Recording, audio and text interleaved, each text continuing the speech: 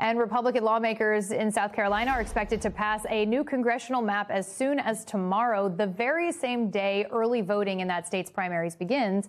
Now Democrats are hoping they can score a last-minute win. MSNOW's Alex Tabbitt is following this for us. Alex, help us understand why Democrats believe that if this map goes through, they may have some optimism.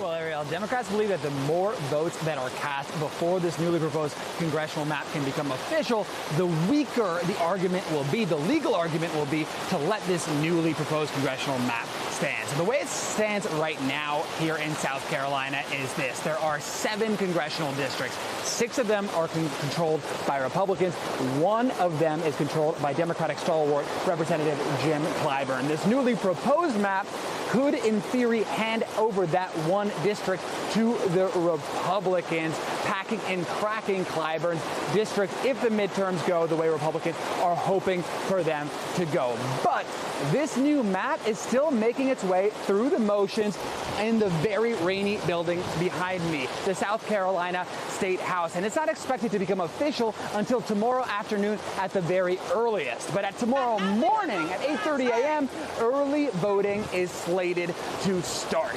So Democrats are pushing people to the polls, getting as many people, encouraging as many people as possible to vote before this newly congressional map is official in an attempt to thwart this newly proposed map. Now, I've been talking to Democratic leaders for both the state House and the state Senate and asking them, why do you think Republicans are pushing forward with this plan? I want you to hear what they had to say.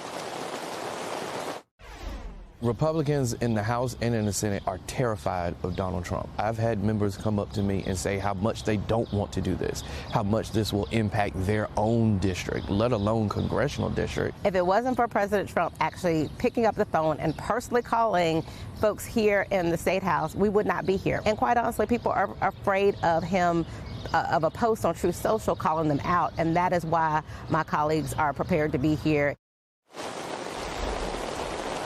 And Ariel, remember what happened just earlier this month in Indiana. State representatives in that state put the brakes on a redistricting plan there. President Trump endorsed many of the primary challengers of those Republican state lawmakers, and 5 out of the 7 state legislators, Republican state legislators in Indiana, lost their seats. So fear may very well be an underlying factor for a lot of the redistricting that we're seeing here in South Carolina.